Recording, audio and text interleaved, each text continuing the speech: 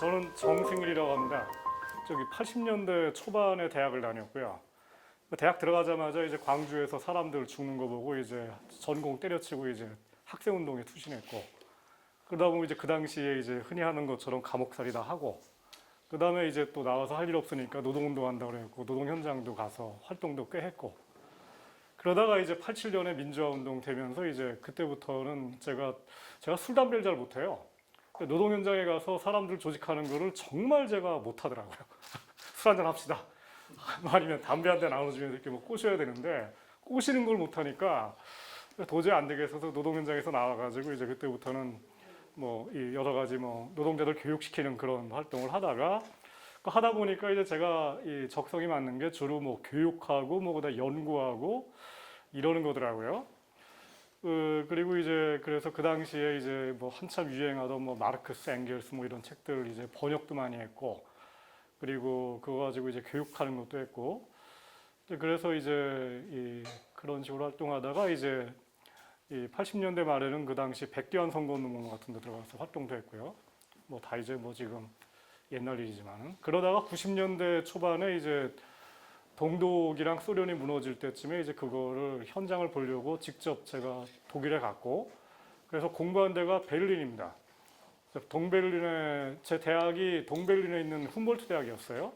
그게 옛날 그 베를린 대학 그 초대 총장이 훔볼트고, 그다음에 2대 총장이 철학자 헤겔이고, 그 당시 이제 철학자 헤겔이 죽자마자 그 48년도, 42년도에 이제 그 여러분들이 잘 아시는 좀 이따 강의 때 나오는 그 칼 막스가 그 베를린 대학, 제가 공부했던 그 캠퍼스 그 자리에서 공부했던 그 자리입니다. 그게 지금도 남아 있고 거기 가면 이제 흉상이 다 있거든요. 헤겔, 뭐 그다음에 칼 막스, 뭐 그다음 훔볼트, 그다음에 쭉 뒤에 가면 아인슈타인이 또 거기서 강의를 했어요. 일반 상승에서 이론을 거기서 강의를 했습니다. 그게 쭉 있는데 거기서 이제 강의를 들었는데 이제 그게 동베를린이었고요. 근데 거기가 이제 어디라냐면은 여기 광화문 같은데요. 동베를린이라는 게 다른 게 아니라 그 서울시를 그냥 딱 나눠가지고 이 종로나 이제 광화문이 전부 다 동베를린에 있고, 서베를린은 일종의 그 아현동 신촌 정도예요. 다 약간 변두리입니다. 이게 다. 그래서 역사 유적도 없고 그래요. 그쪽 가면 다 옛날 그 최신식 건물들만 있고 그런데, 그쪽에서 공부를 했고, 거기서 석사도 했고 박사도 했고, 그리고 이제 이 박사 논문을 쓸 때쯤에 이제 우리나라에서 외환위기가 터져가지고, 또 독일 생활 오래 해서 이제 지치기도 한 김에 잘 됐다. 우리나라 한국 경제 위기 문제 가지고 박사 논문 쓰자 그래가지고 박사 논문을 쓰는 동안이 이제 우리나라 외환위기 터지고 구조조정하고 지금처럼 뭐 대기업들 팔고 그냥 난리 났을 텐데, 그 문제를 가지고 제가 이제 박사 논문을 쓰면서 이제 이 정치 경제학을 원래 이제 공부하려고 했던 게 그거였는데 다시 이제 실제로 더 공부를 했고요. 그러다 보니까 이제 또 제가 생각하는 게 우리나라의 그 진보 쪽의 이 주된 입장이랑 많이 부딪혀가지고 많이 논쟁도 많이 했고, 그래 그 와중에 이제 제가 장하준 교수를 또 어떻게 우연히 만나가지고 같이 책도 냈고, 그게 이제 2000년대 초반이고 노무현 정부 때 일이었고 그렇습니다. 그래서 이제 사람들이 이제 제가 이제 이 장하준 선생이랑 책을 쓰면서 많이 알려져가지고, 그 제가 이제 뭐 박정희 동화하고 뭐 재벌 동화하고 이런 나쁜 놈처럼 그냥 이 진보 쪽에 많이 알려지고 그런데, 제가 80년대 이제 노동운동하고 학생운동하고 이런 걸 사람들이 잘 모르고 제가 또 적절히 알린 적도 별로 없고, 뭐 그게 그렇게 뭐 크게 그냥 뭐 과시할 일도 아니니까. 근데 이제 최근에 들어와서 제가 쓰는 생각이 제가 생각하는 여러 가지 측면들을 이 전면적으로 이렇게 쭉 알리지 않으면 사람들이 끊임없이 오해를 하더라고요. 이게 박정희 재벌 뭐 이런 얘기 가지고서 그냥 무슨 어떤 사람들은 뭐 저랑 장하준 선생이 뉴라이탄인가 하는 뭐 그런 얘기까지 막 나오고 그러니까 너무가 어이가 없어가지고 뭐 이제 이렇게 얘기를 하자면 되는데, 제가 80년대 10년 동안 80년대 말까지 제 목숨 하나 건져하고 살아남는 게 제 그냥 유일한 소원이었던 사람인데, 그런 사람 앞에서 이제 무슨 박정희를 옹호했다고 얘기를 하니까 제가 너무너무 억울해가지고 뭐 이런 사람들이 다 있어는 뭐 그냥 억울한 생각도 들고 뭐 서운한 생각도 들고 막 그래요. 오늘 그 하는 강의 속에서는 제가 이제 지난 80년대부터 공부했던 거, 우리 경험했던 거, 이런 것들이 이제 많이 녹아 있는 얘기들이 많이 나올 겁니다. 제가 시작하는 그 첫 번째 사람이 장자크 루소입니다. 잘생겼죠? 이 양반이 이제 죽은 게 1778년도예요. 프랑스 대혁명이 터지기 한 10년? 11년 전에 죽었죠. 그리고 프랑스 대혁명을 일으킨 이 파리에 있던 그 시민들이 장자크 루소가 쓴 책들, 우리나라에도 지금 번역돼 있죠. 사회개혁론이라든가 인간 불평등 기원론 이런 책들, 그리고 또 이 양반이 팜플렛도 많이 썼어요. 요즘으로 치면 찌라시 같은 것도 많이 썼는데 에세이 같은 것들, 이제 그런 것들을 이제 그 당시 파리에 있는 살롱, 요즘으로 치면 이제 카페 뭐 이런 데죠. 이런데 인터넷 카페 뭐 이런 데인데 이제 그런 데서 공유해가면서 많이 읽었고, 그걸 가지고서 이제 프랑스 시민들이 이제 어떤 종류의 혁명을 해야 되는지, 그리고 왜 우리가 이렇게 못 살고 힘든지 이런 거에 대해서 이제 많은 토론을 했다고 합니다. 그래서 먼저 여기서 나오는 책이 두 권인데, 하나는 사회계약론이에요. 사회계약론은 일단 이 루이 16세의 그 황제정을 비판하면서 민주주의 공화국에 대해서 얘기를 하고 있죠. 흔히 아는 것처럼 이제 루소가 일반의지에 대해서 얘기를 하지 않습니까? 그러니까 뭔가 보편적인 일반의지라는 것이 있고, 이게 이른바 서민 내지는 피플들의 의지이고, 그리고 이 권력이라는 것이 하늘에서 내려온 것이 아니라 이 자유롭고 평등한 개인들이 모여서 이 사회계약을 맺은 것이 헌법이 돼야 되고, 그 헌법에 의해서 공화국이 만들어야 된다. 이런 얘기를 하는 겁니다.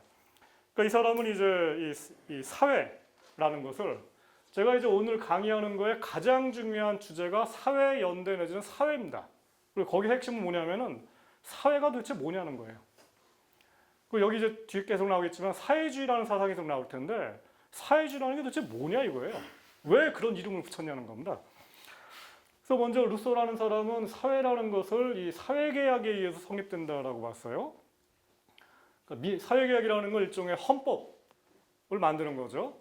그리고 저런 정신에 의해서 만들어진 대표적인 나라, 뒤집혀지지도 않고 그 헌법이 그대로 지켜진 나라가 미국입니다. 미국이 이제 프랑스 대혁명이 일어난 그 시기랑 거의 같은 시기에 미국의 독립전쟁이 일어났고, 그것에 의해서 이제 영국군에 이긴 그 미국 사람들이 미국 그 합중국을 만들고, 그 미국 연방공화국의 헌법을 이 프랑스의 사상가들, 몬테스퀴에라든가 아니면 루소라든가 이런 사람들의 정신을 가지고 만들고, 그 미국의 헌법이 바로 미국의 사회계약이고, 그게 지금도 오바마 대통령이라든가 미국의 시민운동이라든가 미국의 모든 진보운동, 뭐 샌더스도 마찬가지고, 이 사람들이 가장 소중하게 여기는 미국의 사회계약체인 겁니다. 그런 의미에서 헌법적인 민주공화국이라는 것은 오늘날 우리가 살고 있는 그 근현대에 있어서 가장 중요한 원칙이죠. 물론 이제 우리나라의 박근혜 대통령이 지금 이거를 안 지키면서 종종 그 황제정을 그리워하는 모습을 벌이니까 우리가 짜증이 나서 이번 4.13 선거 때 좀 약간 뒤집어 엎은 거죠, 약간.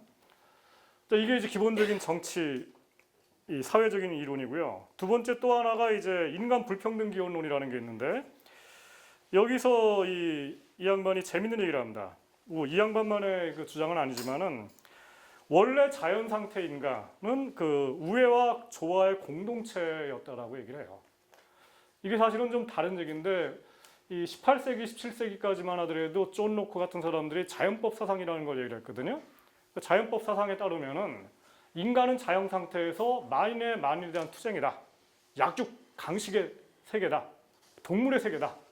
그러기 때문에 이제 가령 뭐 홉스 같은 사람들은 리바이어던 같은 그 굉장히 강력한 통치자가 나타나가지고 뭔가 규칙을 만들고 이렇게 해야 된다라고 얘기를 했는데, 이 루소는 그와 반대로 홉스와는 반대로 자연 상태 인간이라는 거는 그렇게 약육 강식의 세계가 아니라 굉장히 평온한 세상이었다.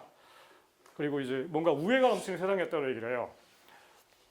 저도 사실은 루소의 의견에 동조하는 게, 뭐 여러분들 다 아시는 것처럼 지금부터 1만 년 전의 세계, 그러니까 농경이 시작되기 전의 세계, 그리고 이제 이른바 농경이라는 게 이제 컬처, 문화가 이루어지는 세계인데, 이 컬처가 이루어지기 전에 그 야만적 세계라는 게 여러분들이 잘 아시는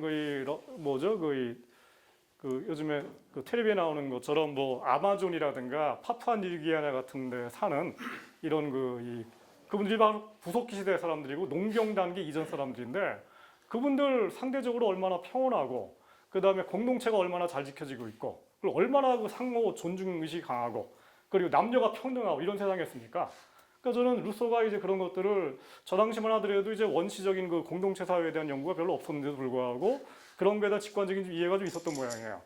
어쨌든 그런 거를 얘기를 하면서, 그러나 이제 뭔가 불평등이 시작이 됐다. 그럼 그게 왜 시작이 됐느냐? 바로 사회주상 제도, 사회주상권, 재산권이라는 게 나타나면서 모든 불평등이 시작됐다라는 게 루소 이론인데, 이게 이제 좀 뒤에 나오지만은 칼 마르크스의 사상으로 이게 다 연결이 되고, 그리고 이제 오늘날 그 세계 역사학자들도 대부분 다 얘기를 하는 게, 이 얘기는 인정을 하는 게, 우리나라도 마찬가지고 전 세계적으로 마찬가지고 뭔가 이 원시적인 이 공산체적인 그 사회가 붕괴되면서 이게 뭔가 불평등이 나타나고 신분제도가 나타나고 그리고 계급사회가 나타나고 누구는 귀족이고 누구는 노예고 이런 게 나타나는 게 대부분 다 이제 이 문명이 나타나고 이 농사가 시작되고 그리고 이 뭔가 사회주상권이 나타나는 이런 것과 연관돼 있다라는 식으로 요즘은 다 얘기를 해요. 그런 점에서 루소의 얘기라든가 칼 마르크스의 얘기가 오늘날 완전히 버려진 게 아니라 사실은 오늘날 역사학에서는 거의 대부분 다 받아들여지는 표준적인 이론이라고 저는 생각을 합니다. 어쨌든 여기서 중요한 게 두 가지죠. 첫 번째는 사회계약이라는 말이 나왔고, 그리고 민주공화국이라는 말이 나왔고, 우회와 조화의 공동체. 이게 저는 그 사회연대 정신의 핵심이라고 생각합니다. 그것을 가로막는 게 바로 사회주산권, 재산제도라는 말이 나온 거고요. 그럼 루소 해법이 뭐냐? 이게 오늘날 치면은 이제 우리가 이 뭐 지금 우리나라에서도 여러 가지 진보 내부에서도 정책, 전략, 논쟁을 하지 않습니까? 마령 뭐 기초연금을 어떻게 할 건지, 그래서 재벌들을 어떻게 할 건지 이런 얘기를 하고 있는데 이거 가지고 여러 가지 논쟁들이 있는데 저는 이런 논쟁들이 사소한 논쟁이라고 생각하지 않습니다. 나중에 앞으로 50년 뒤, 100년 뒤에 아마 역사가들이 봤을 때는 굉장히 심각한 사상적 논쟁이 일어나고 있다고 얘기를 할 거예요. 박근혜 정부랑 지금 진보 쪽이 논쟁하는 것, 이게 전부 다 역사가 있는 논쟁들이고 뿌리가 있는 논쟁들이거든요. 루소의 전략과 정책이 있습니다. 결국은 이제 불평등을 해소해야 되고 그건 다른 게 아니라 인간이 자연 상태로 돌아가자는 거죠. 그러려면은 이 주권자인 개인 내지는 시민이 권리를 복원해야 되는데 권리라는 건 뭐냐? 소유권을 복원해야죠. 왜냐하면은 봉건 영주들에게 소유권을 뺏긴 농민들이 소유권을 복원해야 되고 그러려면은 영주들이 갖고 있는 이 토지 소유권을 뺏어야죠. 실제로 프랑스 대혁명이 이 대토지 소유를 없애버렸거든요. 이게 이제 우리나라하고는 바로 연관이 되는 게 우리나라가 1949년도에 농지개혁을 합니다. 이승만 정부가 농지개혁을 했어요. 무상몰수는 아니었고 유상몰수였습니다. 이거는 이승만 정부가 혼자 한 게 아니라 메가더 사령부가 일단 지시를 한 거고 이 한국만 아니라 일본에서 거의 동시에 진행이 됐어요. 그리고 그 이유는 이제 북한이랑 중국에서 이 공산주의가 워낙 농민들의 지지를 받게 되니까 일종의 예방혁명 차원에서 선제적으로 뭐 공산주의 정도는 아니지만은 이 농지개혁을 한 겁니다. 그리고 그 덕택에 아시아 지역에서 그나마 농지개혁을 한 우리나라라든가 이 대만 같은 나라들은 일본도 마찬가지고 그 이후에 자본주의 시장 경제가 상당히 잘 발전된 데 비해서 그거를 하지 못하고 지금도 대토지 소유 그 영주 같은 게 있는 그 가령 필리핀 같은 나라들 아니면 라틴 아메리카 같은 나라들은 지금도 이 자본주의 시장 경제가 제대로 발전하지 못하는 이 왜곡된 시장 경제가 지금도 있는 거예요. 그래서 어쨌든 루소 해법이라는 건 결국은 노동하는 사람들이 소유해야 된다라는 것이 기본 원칙입니다. 그리고 이 사상이 이제 그 뒤에 푸르동이랑 연결되는데 푸르동이라는 사람이 이제 이 루소가 죽고 난 60년 뒤에 재산이라는 건 여기서 이제 사회주산이에요. 사회주산이라는 건 도둑질이다. 이런 식으로 기존합니다. 그러니까 이거를 가지고서 이제 칼 마르크스가 엄청나게 비판하죠. 웃기는 소리 하지 말아라. 도둑질하지 않아도 사회주산권이라는 건 나타난다. 이게 칼 마르크스의 프레임이고 푸르동이라는 사람은 이 재산이라는 건 사회주산권이라는 건 도둑질한 거고 날강도짓이다. 이렇게 얘기를 하는 거예요. 우리나라랑 연관된다면은 우리나라에서 이제 푸르동 같은 식으로 이제 얘기하는 측면들이 일부 있습니다. 가령 재벌들이 이제 그 상속 과정에서 세금도 잘 안 내고 그리고 이제 그 과정에서 뭐 가령 뭐 소액주들이라든가 아니면 여러 가지 남의 재산들을 일정 정도 그러니까 뭔가 자본주의 시장 원리에 맞지 않는 방식으로 탈취해가는 것도 있지 않습니까? 그러니까 이런 것들을 보면서 한국 자본주의는 뭔가 이 푸르동이 얘기하는 것처럼 전근대적인 방식 아니죠. 푸르동은 사실은 전근대적인 식으로 얘기를 안 했어요. 왜냐하면 푸르동이 본 그 19세기 자본주의조차도 푸르동은 저게다 도둑질이라고 봤거든요. 근대 자본주의조차도. 그게 다른 거죠. 근데 아무튼 이제 저런 식의 논쟁이 있고요. 그래서 이제 이 프랑스 대혁명의 이 정치 경제 노선이 이 분화돼 나가는데 뭐 여러분들 이 프랑스 대혁명 역사를 조금 보면 다 아시겠지만은 프랑스 대혁명이 이제 세 갈래로 갈라집니다. 크게 보면은 더 자세한 게 더 있지만은 먼저 민주공화파가 있어요. 그게 이제 루소의 사상을 따르는 자코뱅 그리고 로베스피에르 이 사람들에 의해서 대변되는 게 이른바 이제 이 하층 소생자들, 그러니까 도시의 이 무산자들, 그러니까 이 뭐랄까요 요즘으로 치면 그 그냥 정말 망해가는 소상공인들, 아직 그 공장이라든가 아니면 그 대기업 같은 게 없기 때문에 아직까지 노동자 계급이 아직 안 나타났어요. 이 사람들. 근데 거기에 비해서 자유주의파, 그러니까 자유주의파라는 거는 이제 루소의 사상이 아니라 존 로크의 사상을 따르는 사람들입니다. 그 존 로크는 민주공화파가 아니에요. 존 로크는 그 영국에서 발전한 그 빅토리아 왕 같은 그 입헌 군주제 정도면은 족하다라는 파고, 이런 게 이른바 이제 프랑스 대혁명 때 이제 지롱드라든가 지롱드파이고, 이게 이제 당통의 죽음이라는 영화 아시죠? 이쪽 파죠.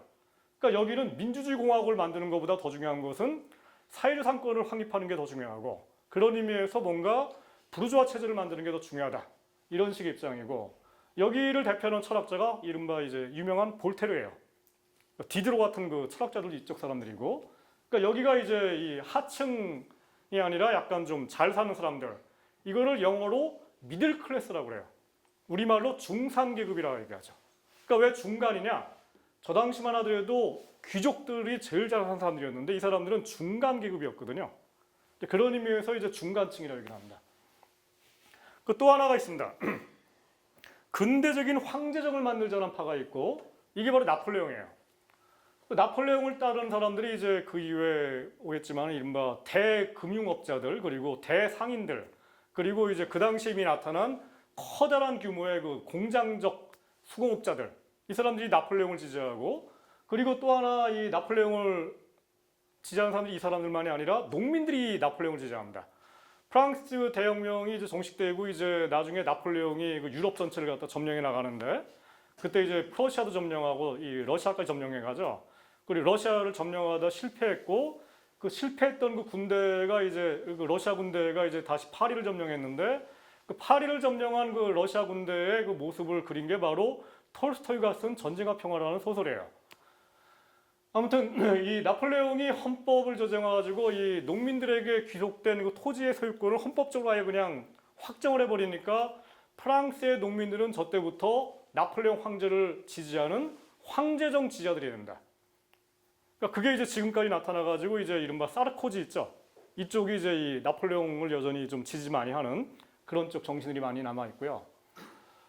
그러니까 저는 한마디로 얘기해서 이 나폴레옹이 이제 최종적으로 승리하는데, 프랑스 혁명 과정에서, 물론 최종은 아니고 나폴레옹도 나중에 이제 밀려나지만은, 결국 나폴레옹이 승리했다는 것은 이제 이 자본주의적 근대성이 결국 승리한 것이고, 그 얘기는 뭐냐면 이제 이 자본주의적 근대라는 것이 반드시 민주주의 공화국을 필요로 하는 것이 아니다, 라는 것을 제가 여기서 좀 강조를 하고 싶습니다. 왜냐면 우리나라 얘기랑 자꾸 연관돼 갖고 엉뚱한 얘기하는 사람들이 많아가지고요.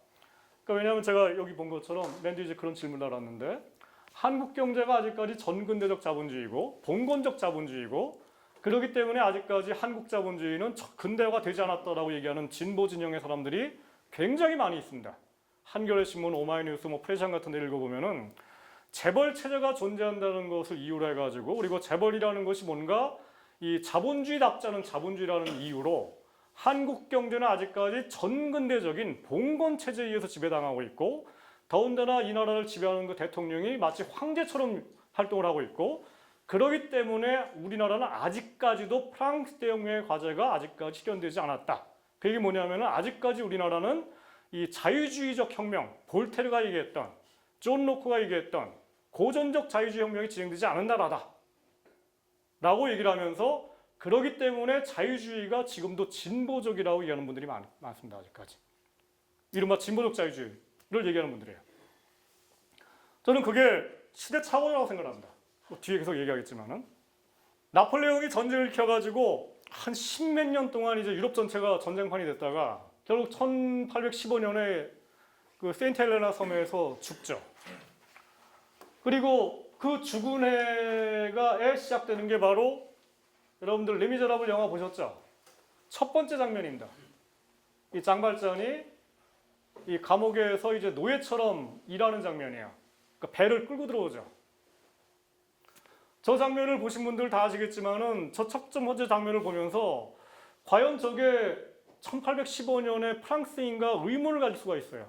1815년의 프랑스는 세계에서 가장 앞서가는 나라였거든요. 근대화가 이미 시작된 나라였어요. 근데 저 모습은 완전히 노예제적인 로마 시대를 연상시킵니다. 실제로 노예예요. 저 영화에 보는 것처럼. 그리고 풀려난 장발장이 어디를 갑니까? 여기저기서 그냥 뭐 밥을 얻어보러 다니는데 아무도 도와주질 않죠. 비참하죠. 그 장발장이 구해주는 그 여자, 그 친구도 이제 공장에서 일하죠. 여기서도 이제 굉장히 비참하고, 이 비참함에 관한 영화. 그러니까 레미제라블이라는 게 이제 영어로 미제러블 하면은 비참하다는 거 아닙니까? 비참한 사람이라는 뜻이에요.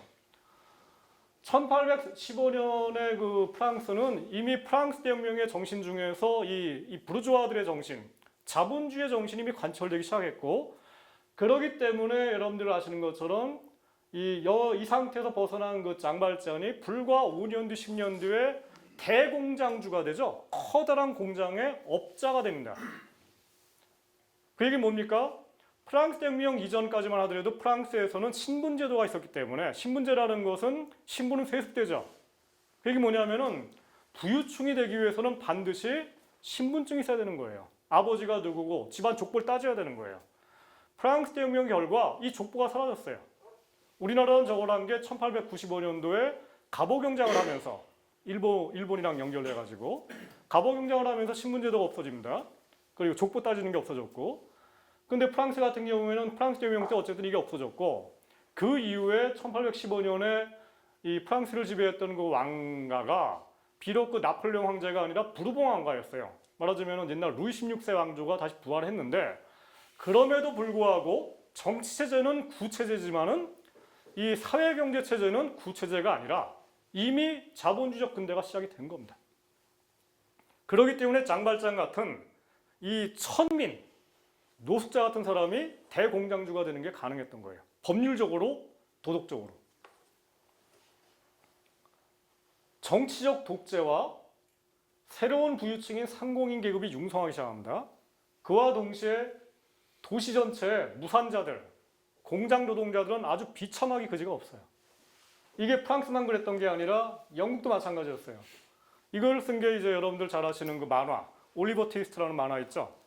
이 도시를 떠도는 불황민들, 고아들, 애를 낳으면 그냥 다 버리죠.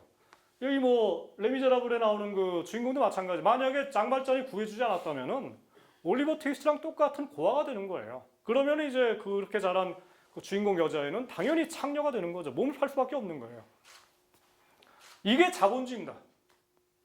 전근대가 아니라 저게 자본주의고, 그런 의미에서 근대화라는 것은 독재 정치와 자본주의적 경제 발전이 결합된 겁니다. 19세기 내내 민주공화국을 유지한 선진국은 미국을 빼고는 아무 데도 없습니다. 미국 빼고는 없습니다.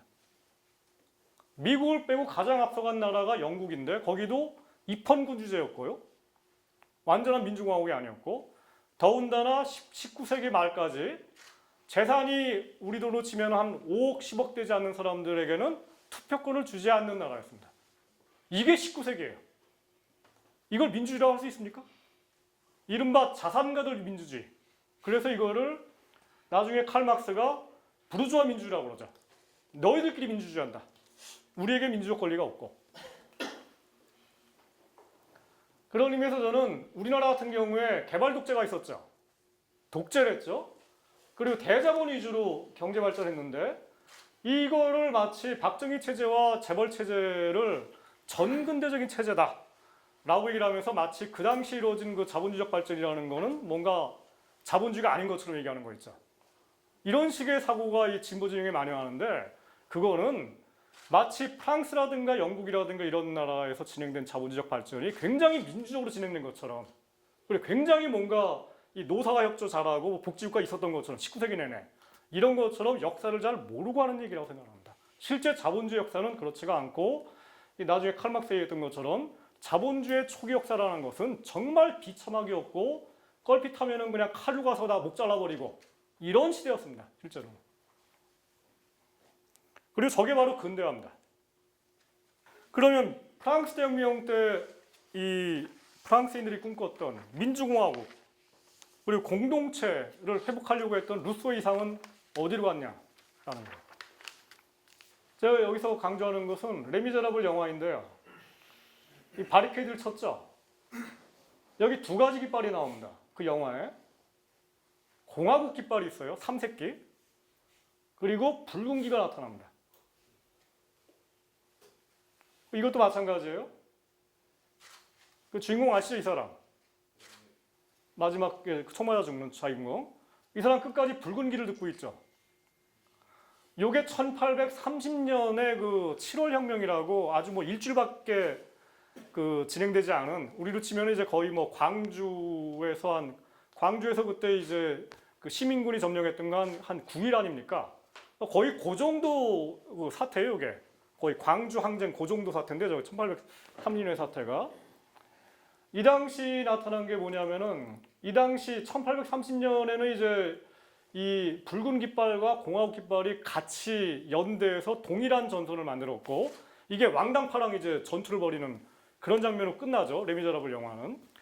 근데 문제는 이제 1848년 혁명인데, 1848년 혁명에는 초기에 똑같은 식으로 이렇게 무장을 한 사람들이 파리를 점령을 했고, 근데 조금 지나서 이 공화국 깃발을 든 사람들이 왕당파랑 연합을 해가지고 혁명을 배신하면서 붉은 깃발을 든 사람들을 무참히 짓밟습니다. 거의 10,000명 이상이 학살당해요, 저 과정에서. 그러면서 이제 완전히 그 이후로는 공화국 깃발을 든 사람들, 이른바 민주공화파와 이 붉은 깃발을 든 사람들, 사회주의파가 완전히 적대화되죠. 붉은 깃발을 든 사람들이 누구냐 그러면은 1815년 이후에 프랑스의 사회주의 사상이 나타납니다. 사회주의 사상이 이제 유럽 전역에서 그리고 전 세계적으로 뭐 여러 나라에서 이제 많이 나타나는데, 토마스 모도 있고 뭐 오웬도 있고 많이 있는데, 가장 많이 사회주의를 얘기를 하는 게 이 프랑스예요. 그 중에서 생시몽, 프리에, 오웬 같은 사람들, 뭐 흔히 이제 공상적 사회주의자라고 나중에 이제 약간 비판받는 사람들인데, 어쨌든 이 사람들은 이제 어떤 식으로 얘기를 했냐면은, 이 사람들이 주로 활동하는 게 1815년에서 1848년 요 시기예요. 그러니까 이미 혁명은 끝났고 나폴레옹도 죽었고, 그 다음에 레미제라블의 그 무대가 시작이 됐고, 그리고 뭔가 자본주의가 발전하고 대공장이 나타나고, 그 다음에 요즘으로 치면은 뭐 여러 가지 은행도 발전하고 증권시장도 발전하고 그리고 백화점도 나타나고, 뭔가 물질적으로 풍요로운 그 이 프랑스가 나타났는데, 대다수 이 피플들은 비참하기 그지가 없는, 이런 거를 보면서 정말 양심이 있고 뭔가 이 지식 있는 사람들로서는 뭔가 이건 문제가 있다, 뭔가 기존의 그 루소의 생각 가지고도 안 되는 거 아니냐라고 하면서 본격적으로 자본주의 시장 경제를 비판하기 시작합니다. 그게 이제 생시몽이랑 프리에랑 오웬 같은 사람들이고, 이 사람들은 이제 이 착취가 없는 세상, 뭔가 봉건 영주들, 옛날 그 사람들만 착취한 게 아니라 새로운 자본주의 역시 이 새로운 유형의 착취다라고 비판하기 시작한 거예요. 그러면서 뭔가 이 노동자라든가 농민이라든가 아니면 이 무산자들, 그러니까 무산자들을 이제 프랑스 말로 프롤레타리아라고 그래요. 이 사람들이 뭔가 좀 잘 사는 세상을 만들 수 있지 않는가라는 꿈을 꾸기 시작하고, 이 사람들이 이제 이 뭐 좀 뒤에 나가자면은 이른바 오늘날 그 사회적 경제, 우리나라에서 요즘 그 사회적 경제라는 얘기를 많이 하죠. 그 사회적 경제를 주로 얘기하는 분들이 이제 이 생시몽이라든가 아니면 오웬 같은 사람들, 이런 사람들 얘기를 많이 하는데, 저는 뭐 어쨌든 이런 것들이 오늘날 이제 이 현대 자본주의를 비판하는데도 많은 것들이 지금 쓰일 수 있는 그 정신들이 들어가 있다고 생각합니다. 계속되는 얘기인데, 1848년 혁명이 집니다. 그 프랑스에서만 진 게 아니라 유럽 전체에서 져요. 이 1848년도에 파리에서만 혁명이 일어난 게 아니라 이 뭐 가령 독일의 프랑크푸르트, 그다음 오스트리아 빈, 이런 데 전체에서 그냥 이 시민들이 요즘으로 치면은 이 진보파와 민주파가 같이 총 들고서 왕당파가 그냥 칼로 진압하니까 총을 쏘니까 그냥 총 들고 나온 거예요. 광주처럼 그냥 항쟁해갖고 이긴 겁니다. 이겼는데 아까 제가 말씀드린 것처럼 이기고 나서 조금 지나니까 이 이른바 공화파가 갑자기 그냥 이 사회주의 내지는 노동자 이쪽 없는 사람들 편을 이제 이 배신하면서 갑자기 왕당파랑 손을 잡으면서 배신하고 그러더니 어느 순간 왕당파가 다시 그냥 권력을 다시 잡는 이런 사태가 프랑스에서도 발생하고 이 독일에서도 발생하고 이런 식으로 그다음 오스트리아도 마찬가지고 그래서 다시 그러니까 완전히 그냥 이 이른바 메테르니라고 그래요. 이런 구체제가 당시 등장하는 이런 사태가 나타납니다. 이 1848년 혁명을 보면서 사실 혁명을 보면서가 아니라 정확하게는 혁명이 일어나기 직전에 런던에 망명해 있던 칼 막스와 엥겔스가 공산당 선언을 씁니다. 그리고 마치 저런 사태가 일어날 거를 얘기를 했던 것처럼 이 자본주의 체제가 종말을 고할 거라는 선언을 하기 시작하는 거예요. 사실은 제가 보기에는 좀 약간 급한 이 양반 성격이 급한 게 프랑스 혁명에 의해서 자본주의가 나타났고 이제 나타난 지 50년도 안 됐는데 지금 와서 보면 지금 300년이 지났지 않습니까? 자본주의가 지금도 그냥 잘 굴러가고 있잖아요. 잘은 아니고 지금 뭐 세계 대불황인데 어쨌든 그냥 300년을 살아남았는데 어쨌든 그 태어난 지 50년도 안 된 그 체제 보고 이 칼 막스가 참 대범하게도 야, 너 이제 곧 끝날 거거든. 내가 너 좀 있으면은 다 그냥 때려 부실 거야. 이런 선언을 한 겁니다. 요 얘기랑 연관돼갖고 제가 하나만 좀 얘기를 하자면 오늘날이랑 연관되는 사태인데 저게요. 저런 비슷한 사태가 오늘날 현대에서 지금 나타나는 게 대표적인 게 이집트 그리고 태국 이런 나라들이에요. 좀 뒤에 제가 좀 더 얘기를 하겠지만은 그 가령 이집트 같은 경우에 4년 전인가 그 아랍의 봄 때 이 이집트의 군부 정권에 대항해 가지고 이 이집트의 그 이 수도가 어디죠? 카이로에 있던 그 도시에 살고 있었던 그 빈민들과 도시에 살고 있었던 서구화된 중산층이 연합해가지고 군부를 타도합니다. 아시죠? 근데 타도하고 나서 한 1년 정도 지나가지고 선거를 했는데 이슬람 형제단이 압도적으로 승리를 해버려요. 왜냐? 이슬람 형제단이 가장 가난한 빈민층을 대변했거든요. 이 얘기 좀 뒤에 제가 얘기를 할게요. 그게 왜 그런지. 그랬더니 도시에 살고 있었던 그 좀 잘 먹고 잘 사는 유럽화된 서구화된 중산층이 이 이슬람 형제단 니들은 못 보겠다 하면서 배신해가지고 군부 편을 들어가지고 군부가 쿠데타 일으키는 거를 도와주고 그대로 그냥 체제가 돼갖고 지금 현재 그 체제입니다 지금. 근데 이것과 거의 동일한 프레임으로 군부가 다시 정확한 게 태국이에요. 탁시라는 사람이 10년 전에 이 도시 빈민들하고 이 가난한 농민들을 등에 업고서 이 대통령이 됐는데 이거를 이제 왕당파인 군대가 뒤집어 엎었죠. 그랬다가 이제 이 태국의 방콕에 사는 도시 중산층이 다시 이거를 뒤집었긴 했지만은 지금 이 순간에도 태국에 살고 있는 이 서구화된 도시 중산층, 그러니까 제가 볼 때는 거의 뭐 프랑스 혁명으로 보면은 거의 지롱드 같은 사람들, 이런 사람들이 지금도 군부를 편들면서 이 탁신을 반대하고 있어요. 그리고 탁신 쪽은 오히려 복지국가 같은 걸 지지하고 있고. 그러니까 굉장히 웃기는 현상들이죠. 물론 프랑스와 다른 거는 이집트의 그 이슬람 형제단이나 탁신이 프랑스 대혁명 시기처럼 아니면 2848년 혁명처럼 사회주의 혁명파가 아니에요. 하지만 다른 유형의 다른 방식으로 그리고 다른 콘텐츠를 가지고서 하층민을 일정 정도 대변하고 있는 거는 사실인 걸 보인다는 겁니다. 이런 그 이집트라든가 태국 같은 데서 벌어지는 사태가 있으니까 이제 그 유럽의 그 굉장히 유명한 그리고 전 세계적으로 유명한 그 공산주의자 있죠 요즘에 지젝이라고 했고 이 사람이 이제 이 자본주의 체제가 얼마나 이 문제가 많은지 그리고 좀 전에 얘기한 것처럼 이른바 민주파 내지는 이 서구화된 중산층들이 얼마나 이 자본주의를 배신하는지 이런 것들을 격렬하게 비판하고 있죠. 그러면서 칼 막스를 지젝이 옹호하고 있습니다 지금. 그래서 1848년도부터 본격적으로 마르크스라는 사람이 등장을 합니다. 그러니까 이 사람은 자본주의도 착취체제다 라고 얘기해요. 근데 정확하게 얘기해서 아담 스미스라든가 리카르도 같은 이 근대 경제학자들은 자본주의는 착취가 없다고 얘기를 해요. 그렇게 얘기했거든요. 뭔가 봉건제 이런 데만 착취가 있고 이거를 경제학자들이 렌트라고 그래요. 지대를 그냥 착취해간다 이런 식의 얘기였고 뭔가 완전한 그 경쟁적 시장 경제, 말하자면 완벽한 그 이 시장 경제가 만들어지면은 렌트가 발생하지 않기 때문에 지대가 발생하지 않기 때문에 착취라는 게 사라진다는 거예요. 근데 막스는 웃기지 말아라. 네가 눈을 뜨고 봐라. 지금 아까 얘기처럼 레미제라블 같은 걸 봐라. 공장에서 지금 비참한 사람들이 존재하고 있는데 이게 지금 평등한 세상이냐? 이게 착취가 아니냐? 라고 얘기하는 거예요. 자본주의, 근대, 또 역시 착취다. 라고 얘기하는 겁니다. 따라서 이 사람의 해법은, 칼 막스의 해법은 사회주상권을 폐지게 하고 시장경제를 폐기하는 해법이 되는 거죠.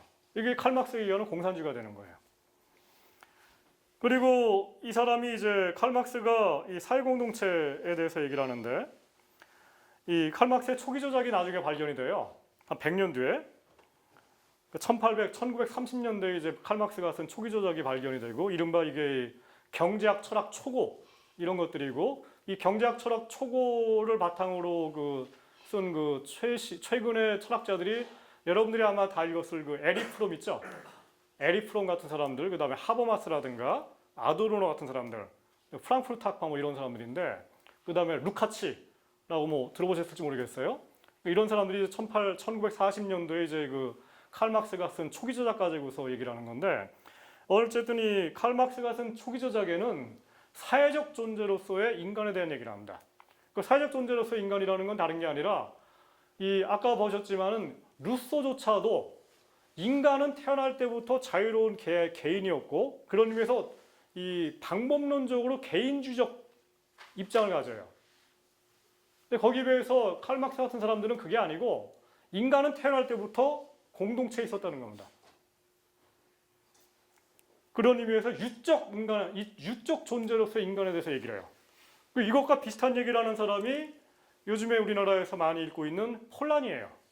폴란이라는 사람은 인간이 개인이라기보다는 사회 속에 존재하고 있고 이 사회라는 것이 시장 경제보다 더 큰 틀이고 그리고 이것이 바로 이것을 짓밟고서 이 시장 경제가 발전하니까 지금 우리가 지금 이 모양 이꼴로 돼 있는 정말 잔인무도한 자본주의에 살고 있다라고 비판하는 거거든요. 아무튼 칼 막스는 이 개인도 중요하지만은 이 그것만큼이나 중요한 게 바로 인간의 공동체성. 이게 바로 사회적 존재라는 거예요. 이거고. 그 다음에 이제 인간이 소외되어 있다는 얘기를 하죠. 에리 프롬이라든가 이런 사람들이 소외라는 얘기를 많이 하는데 이 소외라는 것이 이 근대적인 노동자들 그러니까 뭐 여러분들 다 직장 생활 하는데 자기가 마음에 드는 직장에서 돈 벌기 위해서 억지로 일하는 사람들 이런 사람들은 내가 지금 일을 하지만은 이 일이라는 것이 자아 실현하고 전혀 관계가 없고 그렇기 때문에 나는 일을 하는 순간 나의 자아로부터 소외되어 있고 내가 하는 근무로부터 소외되어 있고 그리고 내가 일하는 그 직장에서의 동료들과도 거리가 멀고 노동자이 만들어지지 않는 이상 물론 노동자이 만들어진다는 건 일종의 유적 존재로서 사회적 존재로서 인간성을 다시 회복하는 거라고 얘기를 하는 거니까 노동조합 같은 게 만들어지지 않는 이상 인간은 동료로부터 소외되어 있고 그리고 이 근대화가 되기 전만 하더라도 농촌에 사는 농민들은 적어도 땅은 내 거가 아니지만은 적어도 내가 사는 집 그리고 집 옆에 있는 텃밭은 내 거였거든요. 근데 근대화된 노동자들은 이 기업에 가는 순간 내 게 하나도 없죠. 도시에서 이제 가령 여러분들 뭐 박근혜 정부가 앞으로 저성과자 일반 해고를 하면은 미국 영화에 나오는 것처럼 그냥 유학 파이어도 되면은 그냥 그때부터 2시간 내에 그냥 자기 사물만 딱 가지고 나와야 될 거 아닙니까? 그 얘기는 회사 내에 있는 그 어떤 것도 자기 게 아니라는 거거든요. 근데 이게 이제 회사라는 존재 그리고 회사의 재산으로부터 소외됐다는 거죠. 이런 4가지 소외에 대해서 칼 막스가 얘기를 합니다. 결국은 이제 칼 막스가 질문하는 게 뭐냐면은 원래 자유와 평등 그리고 형제 이 3가지가 프랑스 대혁명의 슬로건이었습니다. 뭐 보통 이제 자유, 평등, 박애라고 얘기를 하는데 프레터너티라는 말이 이 일본 애들이 박애라고 번역을 했는데 저게 원래는 박애라는 거는 이제 우리나라 말이나 한자어에서는 뭔가 자비로운 그냥 자선사업하는 얘기를 하는데 완전히 잘못 번역한 거거든요. 저 일본 애들이. 이 박애가 아니라 원래는 형제라는 개념이었고 형제라는 말의 의미는 원래 이제 프랑스가 카톨릭이었으니까 예수님의 품 안에서는 누구나 다 형제 아닙니까? 그리고 형제이기 때문에 교회에 가면은 누구나가 다 같이 밥을 먹을 수 있어야 되죠. 그래서 프랑스 혁명 때 나타난 게 뭐냐면은 하나님의 품 안에서 이 형제가 아니라 프랑스 혁명을 일으킨 그 프랑스 당시의 인구가 2천만 명이었는데 2천만 동포 전체가 형제고 그러기 때문에 차별받아야 되지 않아야 되고 그러기 때문에 평등해야 된다는 거예요. 그러기 때문에 형제라는 거를 헌법에 그냥 집어넣은 겁니다. 우리나라 대한민국 헌법에는 형제가 없는 것 같더라고요. 자유롭고 평등한 대한민국만 있지 연대라든가 형제 정신이 없는 것 같더라고요. 그래서 이거를 이제 다시 회복하자는 거고요. 그래서 칼 막스는 결국은 이 자본주의 체제를 넘어가는 방식으로 먼저 사회주산제, 그 다음에 경쟁적 시장, 내는 자유시장, 이 바로 모든 인간적 비참함과 소외의 원천이기 때문에 이거를 폐기하자는 겁니다. 이런 사상은 칼 막스만의 사상이 아니라 좀 전에 본 것처럼 루소, 그리고 프리에, 로버트 오웰, 그리고 생시몽 이런 사람들의 공통적인 사상입니다. 그런 의미에서 오늘날 사회적 경제로 많이 공부들 하는데 여기에서 나타난 사상도 일종의 사회주의 사상입니다. 저게 자본주의를 어떻게 넘어갈 것인지 사상이에요.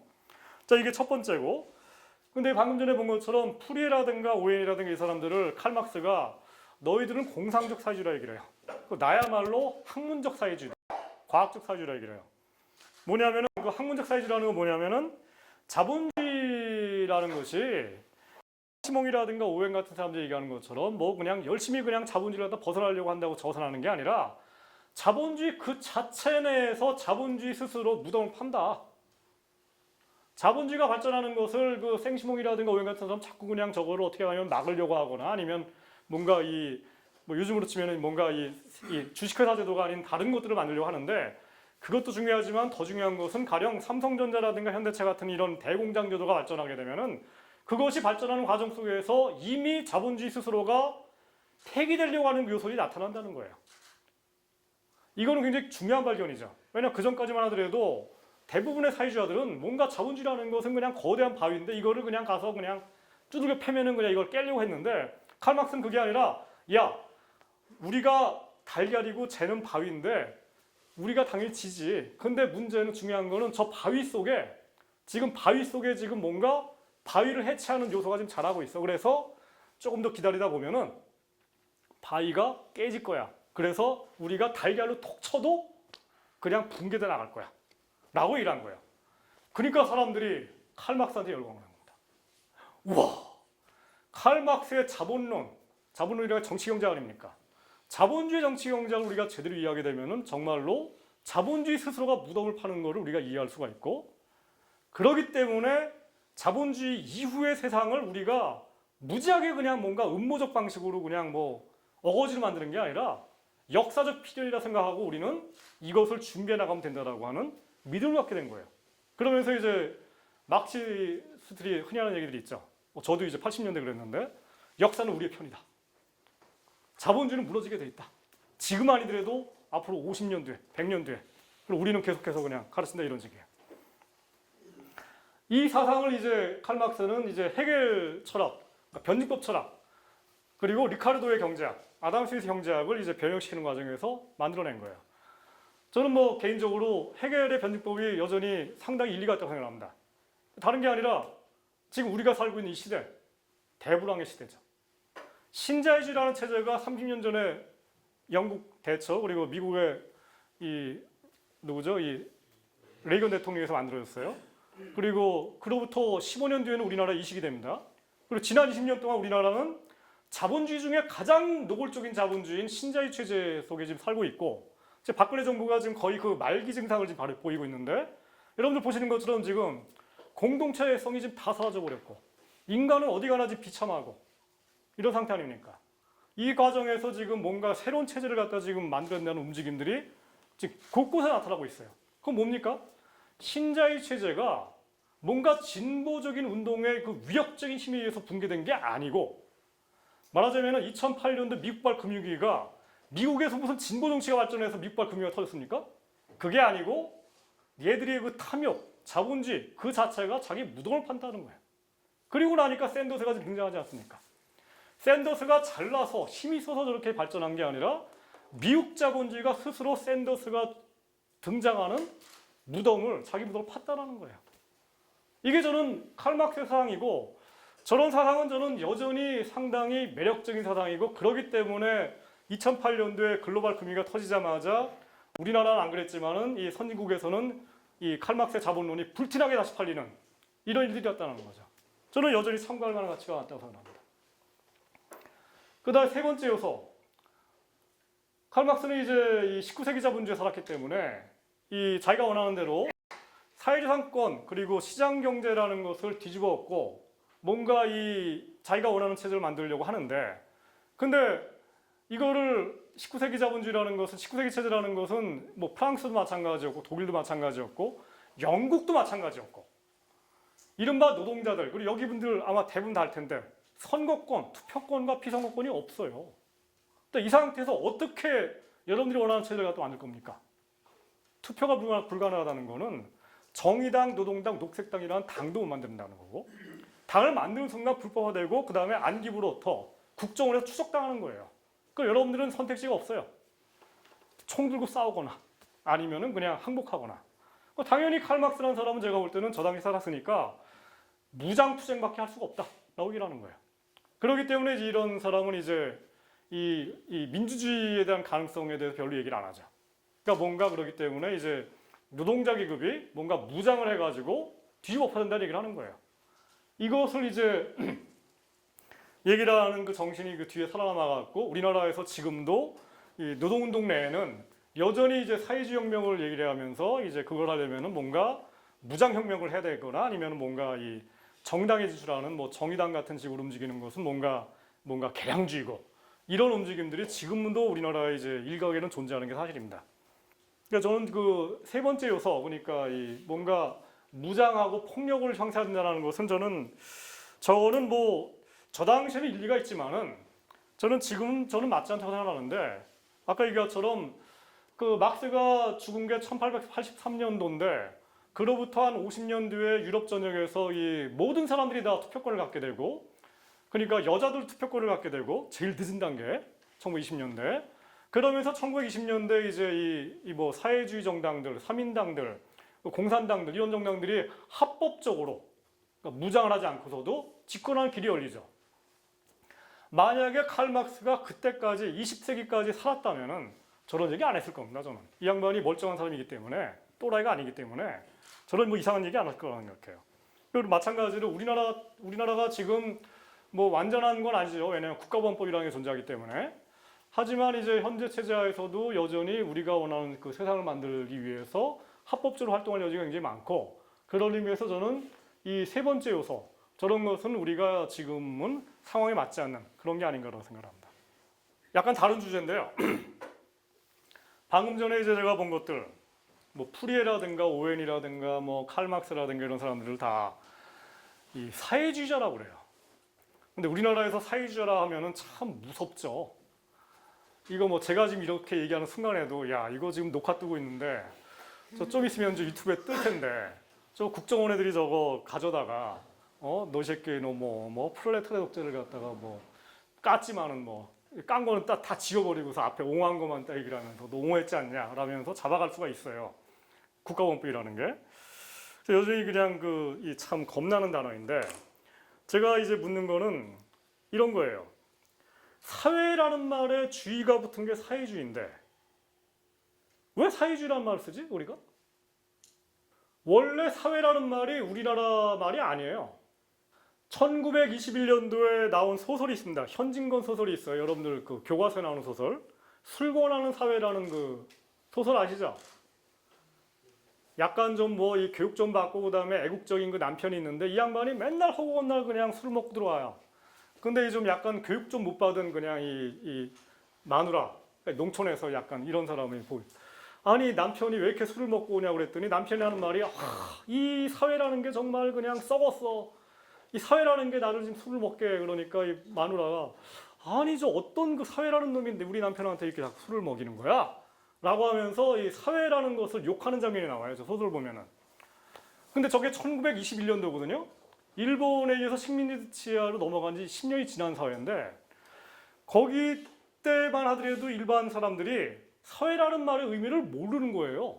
사회라는 말은 일반 서민들이 이해할 수 없는 단어였습니다. 일본인들이 만든 단어고 일본인들이 society라는 그 영어 단어를 사회라고 번역을 한 거예요.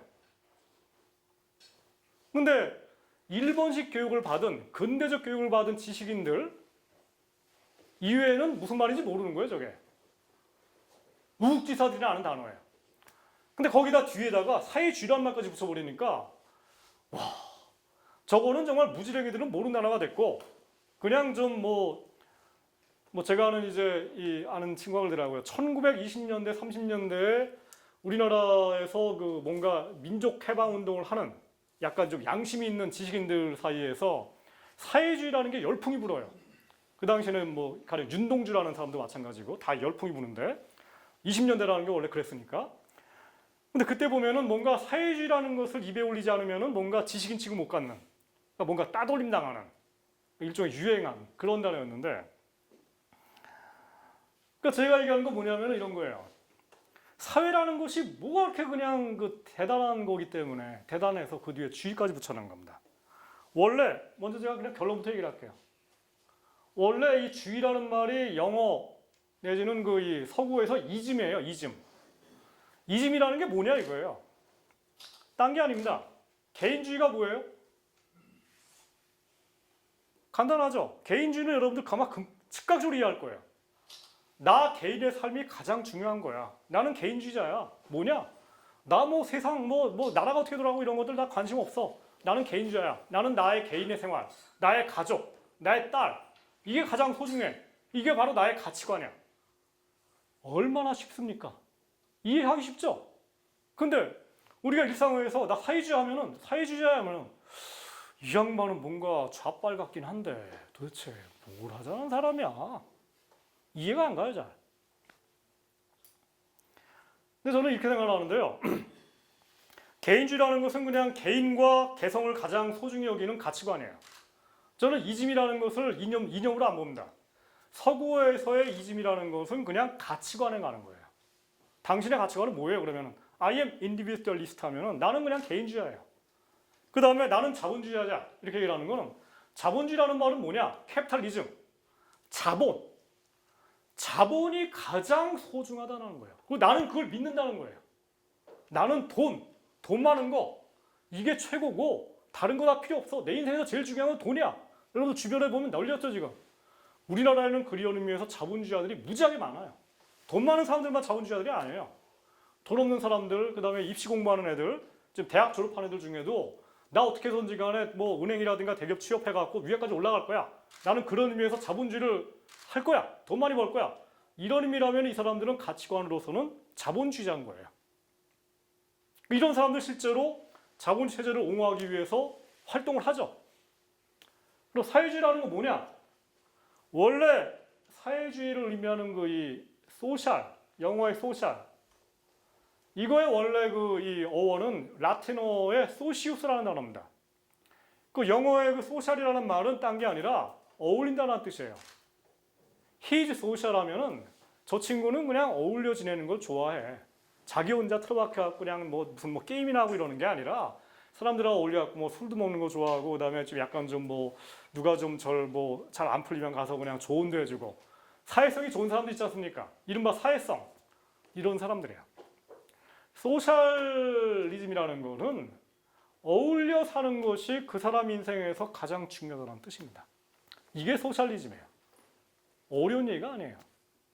그런 의미에서 19세기에는 마르크스주의자들만 사회주의자였던 것이 아니라 좀 뒤에 얘기했지만은 기독교를 믿는 사람들 중에도 나는 사회주의자요 라고 하는 사람들이 많았고 그리고 또 다른 의미의 사회주의자도 많았습니다. 좀 뒤에 제가 얘기할게요.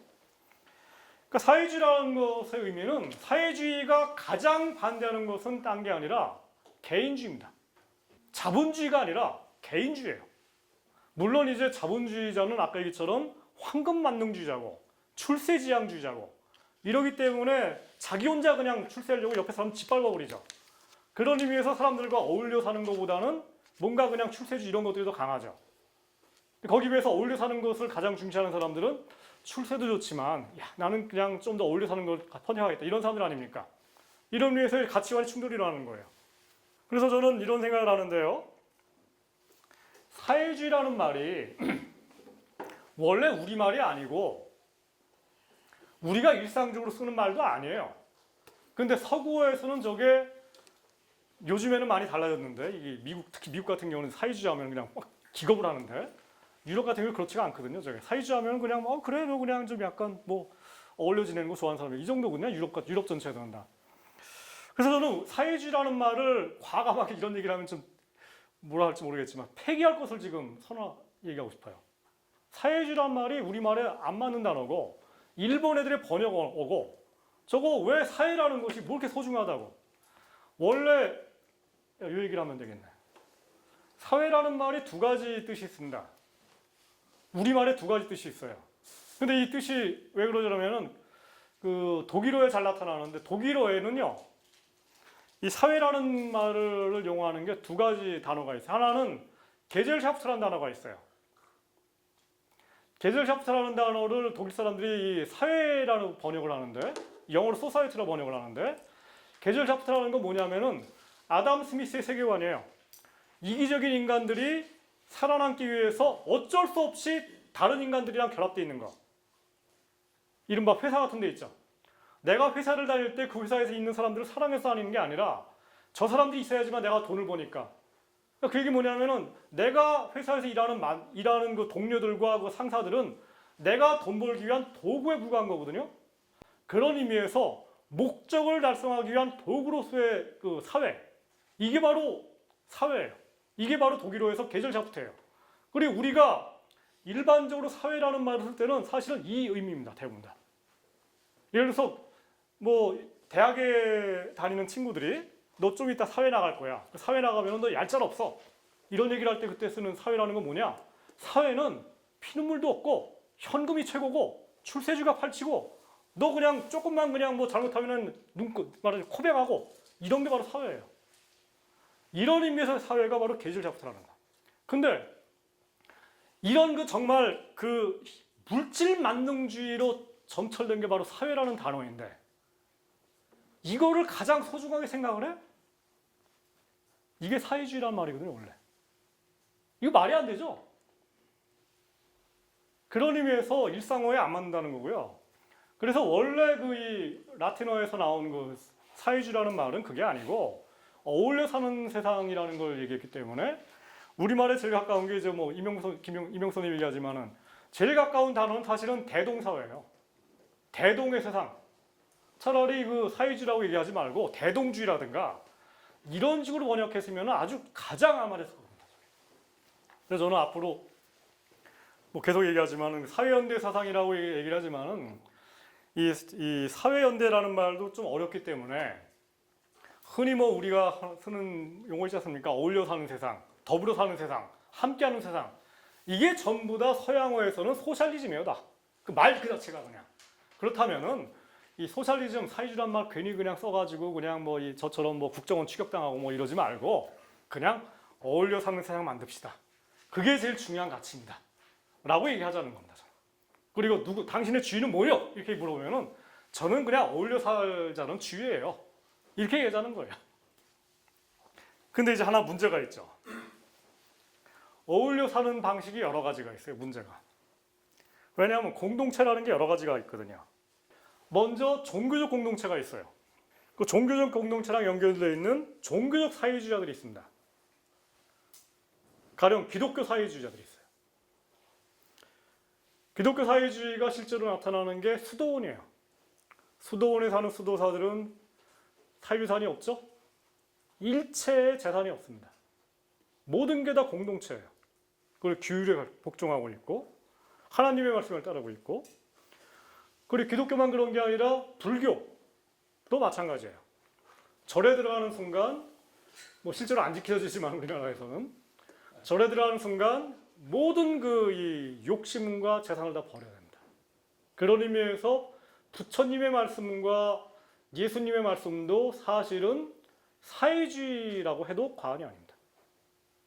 중생을 구제하고 그 다음에 이 현재의 그 물질적 탐욕으로 벗어나야 되고 재산에 대한 탐욕을 버려야 되는 거. 이거는 바로 이 자본주의에 대한 그 자본주의적 가치관을 정말 심하게 공격하는 거죠. 불교와 사회주의는, 불교와 이 기독교는. 그뿐만이 아니에요. 이슬람도 마찬가지예요. 이슬람에서 얘기하는 그 라마단이 거의 없는 사람들, 배고픈 사람들 생각해가지고 굶는 거 아닙니까? 없는 사람들 생각하라는 거예요. 그 이슬람 형제단이라는 게 바로 좀 전에 얘기처럼 이 이집트의 카이로에서, 이 이집트 카이로 같은 데 가면은 뭐 전 안 가봤지만은 기사 같은 거 보면은 거의 도시 인구 한 2천만 명 중에 1,000만 명 이상이 빈민들이에요. 노숙자 수준이에요. 이 사람들은 이집트 같은 나라들은 복지국가가 아니기 때문에 사회보험도 없고 전혀. 이 사람들 누가 도와주냐? 이슬람교를 믿는 이슬람 형제단이 의료 봉사활동도 하고 여러 가지 봉사활동을 하는 거예요. 그러니까 이슬람 형제단이 저런 활동을 하니까 이집트에서 그리고 이제 팔레스타인에서 이 중동 전역에서 굉장히 큰 인기를 끌고 있어요. 근데 이 양반들이 이제 민주화를 하기 위해서 집권을 했더니 이 서구화된 이 도시민간층이 배신해가지고 억압당하니까 이슬람 형제단 중에 상당수가 최근에 그 기사 같은 거 보면은요, 이슬람 형제단에 있었던 사람들 중에 상당수가 평화적인 방식으로 정권 교체를 했는데 그게 이제 이 배신한 서구 중산층에 의해서 군부가 등장하니까 이 사람들이 총 들고 이제 다시 맞서면서 된 게 바로 IS예요, 지금. IS 전체는 아니지만은 IS 테러리즘에 지금 가담한 사람들 중에 상당수가 이슬람 형제단 소속입니다. 그리고 이 이슬람 형제단이 얘기하는 것들, 그게 다른 게 아니라 이 코란의 말씀처럼 살자는 건데, 코란의 말씀이라는 게 다른 게 아니라 현대화된 그 서구화된 자본주의에 대해서 비판하는 거예요. 근데 이게 말하자면은 복고적 방식이지만 자본주의 시장 경제가 아닌 삶을 그리는 겁니다, 지금. 그게 바로 제가 볼 때는 탈레반이라든가 이슬람 형제단이에요, 지금. 이게 말하자면은 저는 이게 생각나는데, 좀 전에 나오고 있지만, 유튜브 바로 나오네요. 오늘날 그 이 대일대 위기에 처한 세계 자본주의 체제라는 것이 인간을 착취하고 비참하게 만들고 도무지 그 희망이 없게 만들고 이러니까 이 자본주의를 갖다 벗어나려는 움직임이 막 있는데, 이게 1930년대 같은 경우에는 그 당시 소련이 존재했고, 그리고 여전히 칼막스가 아직 붕괴되지 않았기 때문에 공산주의라든가 사회주의 쪽에서 힘을 걸었었는데, 소련이 붕괴돼 버리니까 사회주의라든가 공산주의가 아닌 다른 방식으로 자본주의를 뒤집어 엎으려고 한다는 거죠. 이게 뭐냐면은 IS 방식으로 나타나고, 미국 같은 경우에 트럼프는 이제 거의 네오나치죠. 이런 방식이에요. 그게 첫 번째가 종교적 공동체고, 두 번째 또 다른 공동체가 있습니다. 민족 공동체예요. 민족의 품 안에서, 결의의 품 안에서 우리도 흔히 하는 얘기예요. 선진국의 경우에 민족주의와 사회주의를 결합한 게 바로 나치입니다. 나치당의 정식 명칭은 민족사회주의 노동자당이에요. 앞에 민족만 딱 빨면은 사회주의 노동자당이에요. 그 사회주의 노동자당이라는 거는 원래 칼막스의 정신을 이어받는 정당이었습니다. 여러분 다 아시죠? 괴벨스 같은 사람들. 괴벨스가 원래 독일 공산당 출신이었거든요. 그걸 다 돌아버린 거예요. 공산당이랑 철저히 원수가 돼버렸죠. 이 나치당이 집권했던 시절에 독일 역사상 처음으로 복지를 실현합니다. 아리안족에 대해서만 복지를 하고, 하지만 그거를 지탱하기 위한 재원은 이 비아리안족들, 슬라브족들은 노예로 만들고 유태인으로 다 멸종을 시켜버리고, 그러니까 말하자면 아리안족들에게는 복지를 주고 그걸 위해서 아리안족이 아닌 인간들은 다 노예화시키자는, 이게 바로 민족 사회주의입니다. 그리고 파시즘, 이탈리아 파시즘이죠. 파시즘의 원래 단어가 파쇼인데, 제가 볼 때는 뭐 박근혜 아버지였던 이 박정희 대통령이 제가 볼 때 파시스트인데, 파시즘이라는 것도 원래 좋은 의미예요. 파쇼라는 게 뭐냐면은 그 옛날 2000년 전에 로마 군인들이 휴식을 할 때 이 군인들의 무기 있죠. 로마군 창 있죠. 창을 이렇게 모아놓거든요. 이 모아놓은 모양을 파쇼라고 불렀어요. 그 얘기 뭐냐면은 무장한 사람들이 단결하고 있는 상태. 이게 파쇼예요. 그게 뭐냐면은 이것도 역시 일종의 이 이런 무장한 로마 군인들의 단결을 상징하는 게 오늘날 뭐냐면은 스파르타 정신이에요. 스파르타 인간들은 군인 정신이고 뭔가 이런 거 아닙니까? 아테네 정신과는 달리. 어쨌든 파시스트들도 역시 일종의 국가주적인 그리고 폭력적인 방식으로 단결을 취하려고 하죠. 이거 역시 마찬가지인데 좀 전에 나오겠지만은 이 자본주의 시장 경제가 일대 위기에 처하면서 부활하는 게 바로 종교적 사회주의, 종교적 공동체, 기독교 공동체, 아니면 이슬람 공동체. 그 다음에 이제 이런 민족 공동체가 지금 부활하는 게 뭐 가령 지금 유럽에서 프랑스 같은 경우에 지금 뭐 이 국민전선이 우리 정확하게 해서 민족전선이거든요. 프랑스 같은 경우에 민족전선이 뭐 지금 뭐 선거하면 거의 제2당 정도예요. 그 다음에 뭐 미국의 트럼프가 발언하는 거 보면 거의 나치 수준이거든요. 그 백인 민족주의고 그리고 기독교 종교 공동체를 주장하고 있고 다 들어가 있죠. 그 다음에 저는 뭐 이게 이제 비슷한 게 뭐 완전히 똑같지는 않지만은 제3세계의 경우에도 민족주의랑 사회주의가 결합되는 게 나타납니다. 가령 이제 북한의 주체사상 이것도 민족주의와 사회주의가 결합돼서 나타난 거고 물론 이 경우에는 뭐 이제 뭐 다른 민족을 억압하거나 이런 것들은 별로 없어요. 아주 비슷한 점들이 있는 거죠. 그 다음에 이제 뭐 이 바트당이라고 해가지고 지금은 사라졌지만은 그 이라크의 후세인 정권, 그 다음에 리비아의 카다피 여기는 그 자기들 교리를 기본적으로 바트당 사회주의라고 해가지고 이슬람 종교랑 그 다음에 아랍 민족주의와 사회주의를 갖다 결합시킨 그런 식이에요. 아시겠지만은 그 카다피가 몰락하기 전에 이 카다피가 리비아에서 생산한 그 불을 가지고서 리비아 국민들한테 엄청나게 막대한 복지국가를 제공했거든요. 이게 지금 무너져 버렸어요 지금. 그 다음에 아르헨티나 페론주의도 마찬가지고. 그래서 이런 질문이 생기는데 사회주의라는 것이 좌파만 있는 게 아니라는 겁니다. 우리나라에서는 이 역사적인 이유 때문에 사회주의라는 것이 좌파 운동으로 일어났지만은 실제로 선진국에서 진행되는 걸 보게 되면은 이 사회주의라는 것이 반드시 좌파만의 전유물이 아니라 기독교 사회주의라든가 아니면 나치 같은 우파들이 사회주의라는 말을 실제 사용했다는 거예요. 또 이런 질문이 있는데 이런 다양한 공동체 중에서 종교 공동체와 민족 공동체가 아닌 사회 공동체라는 것을 강조하는 게 저는 원래 그 우리가 알고 있는 사회연대 정신의 핵심이라고 생각이 들어요. 근데 문제는 사회 공동체가 그럼 뭐냐는 거예요. 어디까지가 사회냐는 거예요.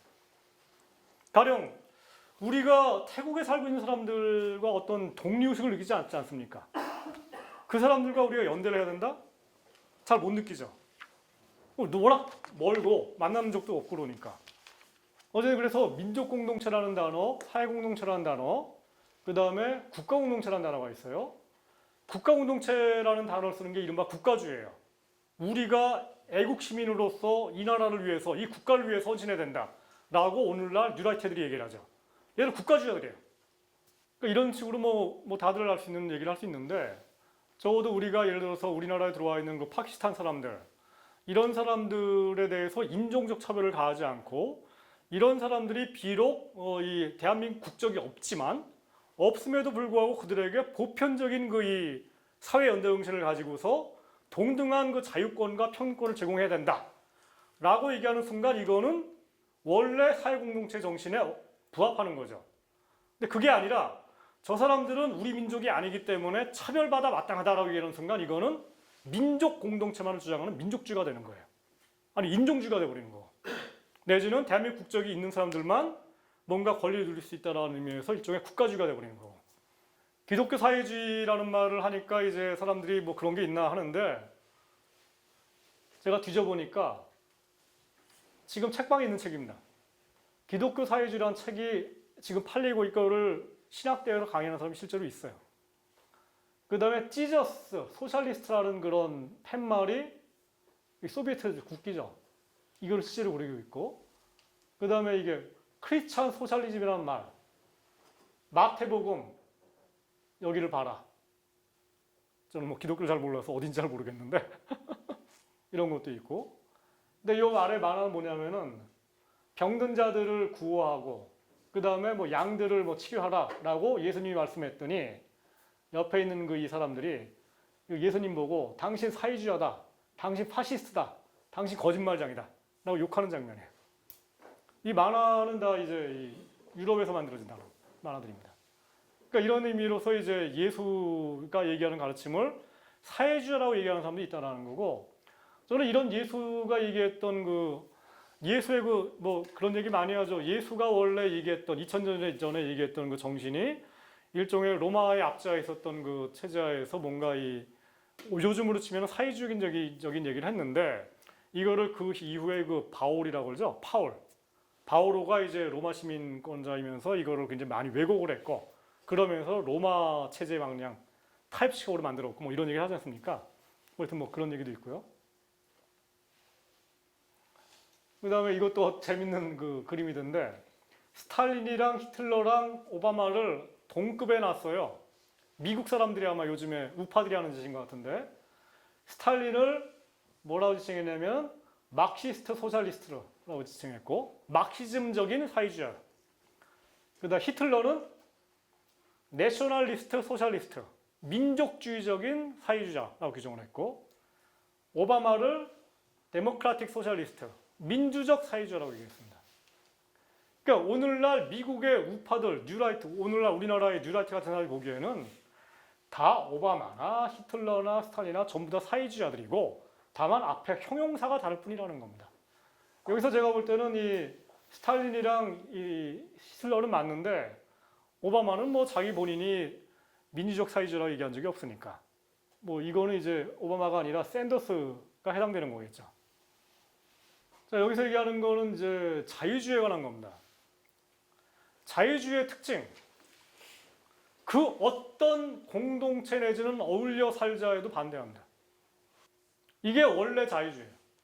자유주의라는 것은 원래 개인과 시민의 권리, 그리고 사기업과 자유시장의 권리를 가장 소중하게 생각하는 게 바로 자유주의입니다. 그런 의미에서 개인의 자유를 침해할 가능성 있는 그 일체의 것, 어울려 사는 것, 이걸 다 반대하죠. 가장 중시하는 게 프라이버시, 내 세상을 참여하지 않는 것. 그런 의미에서 국가 권력이 설령 민주주의 공화국이라 할지라도 내 사생활을 침해하지 말라는 거예요. 이게 자유주의예요. 그렇기 때문에 사회연대 정신, 이른바 어울려 살자라는 정신을 사실은 본질적으로 거부하는 게 자유주의예요. 원래 프랑스 혁명의 3대 기치가 아까 얘기처럼 자유와 평등과 형제 내지 연대죠.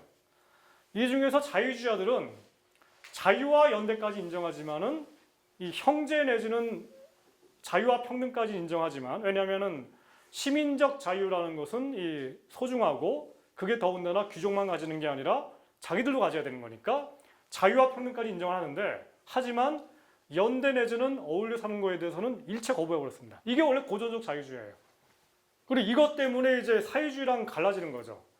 사회주의 사상이 자유와 평등을 인정하지만, 없는 사람들까지도, 하지만 이걸 위해서는 이 자유와 평등만 가지고는 부족하고 이 어울려 사는 사회연대 사상이 존재된다라고 얘기를 한 거예요.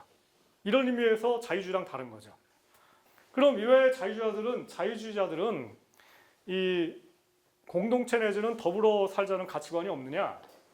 이론이 있어요. 먼저 아담 스미스가 얘기하는 보이지 않는 손. 굳이 당신이 어울려 사는 그 세상을 꿈꾸지 않아도 인간이 완전히 이기주의적이고 개인주의적인 프라이버시만 주장을 한다 하더라도 보이지 않는 손이 알아서 저절로 이타적인 어울려 사는 세상을 만들기 때문에, 그러니까 말하자면은 당신들이 그냥 굳이 뭐 사회복지 사업 같은 거 안 하더라도 이 자유시장이라는 게 잘 작동돼 갖고 알아서 없는 사람들한테도 좋은 일자리가 만들어지니까 굳이 사회복지 같은 운동 안 해도 된다는 거예요. 이게 아담 스미스의 세상이에요. 참 좋죠. 이런 의미에서 이제 마가렛 대처가 1980년대 초반에 유명한 얘기를 하죠. 사회라는 건 없다. There is no society라는 말이에요. 소사이티라는 건 없다는 거예요. 사회라는 것은 친교에 불과하고 존재하는 건 오로지 개인들뿐이라는 겁니다. 완전한 개인주의예요. 이 세상은 개인밖에 없고 사회라는 건 없다는 겁니다. 그런 의미에서 이 자유주의자들의 철학을 이제 만든 사람이 존 로크 같은 사람들, 완전한 개인주의자들, 그 다음에 오늘날은 이제 롤즈 같은 사람들은 일정 정도 이 정도 얘기를 하는데, 근데 칸트가 이제 이 자유주의 철학을 얘기했고, 이 사람들 뭐 롤즈도 마찬가지인데, 이 존 로크라든가 칸트라든가 롤즈 같은 사람들의 그 철학의 기본이 개인주의를 첫 번째 출발점으로 하고 있고, 사회라는 것은 사회계약에 의해서 만들어진 일종의 인공적 실체라고 얘기를 합니다. 이게 뭐냐면은 태초에 개인이 있었다는 거예요. 사회가 존재하지 않았다는 거예요. 사회라는 건 인위적인 조작물이라는 겁니다. 거기에 비해서 루소라든가 아니면 마르크스라든가 오웬이라든가 아니면 오늘날 폴라리 같은 사람들, 이 사람들은 반대로 생각하죠. 태초에 개인이 있었던 게 아니라 태초에 공동체가 있었다는 겁니다. 사실 저게 역사적으로 맞는 게 일반전전의 인간이 혼자 어떻게 살아요? 혼자서는 사냥도 할 수가 없어요. 만년 전에 이 한반도에 살았던 그 구석지대 사람들, 그 당시에 아마 뭐 저 바닷가에 가서 뭐 조개 따고 그래야 되는데 혼자 가서 살 수 있지만은 그거 살다가 늑대한테 뭐 물려가기도 하고, 그 다음에 옆에 있는 일왕산에 있는 호랭이한테 잡혀먹기도 하는데, 그 방어하려면 일단 무장해야 되고, 무장해서 공동으로 싸워야 되는데, 그래야지 뭐 살아남으려면 항상 뭔가 부족이라든가 종족 공동체 안에 있었던 게 인간의 삶이었고, 사실은 그 100만 년 전에 이 인간이 원숭이로부터 진화되는 과정 전체가 사실은 원숭이도 원래 처음부터 개인이 아니라 공동체였고, 구석기 시대 사람들 100만 년 동안 우리는 공동체에 살았고, 우리가 쓰고 있는 이 언어 전체가 다 사회적인 거죠. 어떻게 개인이 혼자 태어나고 어떻게 이 언어를 익힙니까? 뭐 이런 것도 전체가 다 사회적인 건데. 그런 의미에서 이제 저는 이 인간이 태초에 사회가 존재했고, 이것은 뭔가 계약에서 만들어진 게 아니라 그리고 인위적인 게 아니라 뭔가 다른 거라는 것이 저는 옳다고 생각합니다. 오늘날 우리가 살고 있는 시대가 대불황의 시기고 1930년대 대공황 이래로 이 자본주의가 두 번째 맞이한 일대 위기예요. 만약에 이제 1980년대에 여기 아마 상당수가 대학 다니고 그랬을 텐데, 그 당시에 정치경제학을 공부한 사람들이라면은 그 당시에 이제 자본주의의 전반적 위기라는 말을 많이 했어요. 자본주의가 지금 이게 바로 전반적 위기예요. 한국 자본주의만 위기가 아니라 세계 자본주의 전체가 지금 뒤흔들리고 있어요. 그리고 여전히 갈피를 못 잡고 있어요. 이게 제너럴 크라이시스, 전반적 위기예요. 30년대 그랬죠. 그 과정에서 이 미국 주류경제학을 따랐던 이 정권들이 다 무너져 버리고, 주류경제학을 따랐던 게 미국의 후보 대통령, 독일의 바이마르 공화국 다 무너집니다. 영국의 맥도날드 동네가 무너져 버렸고, 진보적인 정부들 다 무너졌어요. 우리나라 치면은 이제 지금 우리나라 야당 같은 정부들인데, 이게 30년대 대공황 때 집권하자마자 이 제대로 경제 정책을 펼치지 못하는 바람에, 왜냐? 그 뒤에 자유주의 체제를 유지하려는 상황이 있기 때문에 대응 못한 거예요. 다 무너져요. 바이마르 공화국이 다 무너져버리고, 그 과정에서 집권한 게 히틀러의 나치당, 그리고 스웨덴의 사임주당, 미국의 루즈벨트 민주당, 그 영국의 처칠, 그 케인즈, 이게 등장합니다. 무너진 정당과 새로 집권한 정당의 차이는, 무너진 정당은 자본시장 경제, 이른바 아담 스미스 체제, 이거를 끝까지 유지하려고 했는데, 자유주의 체제를 유지하려고 했는데, 새로 집권한 정당들은 모조리 다 자유주의, 개인주의를 극단적으로 비판하는 체제입니다. 특히 나치당, 나치 이데올로기는 엄청난 집단주의예요. 그 다음에 여기 나왔었지만, 이 맨 아래 이제 스탈린의 소련이 있죠. 스탈린의 소련, 그 다음에 독일의 나치, 그 다음에 일본의 파시즘, 이탈리아의 파시즘, 이 체제에서 나타난 게 전체주의고 국가주의, 집단주의예요. 그리고 이 체제에 의해서 대공황을 이겨낸다, 이 체제들다.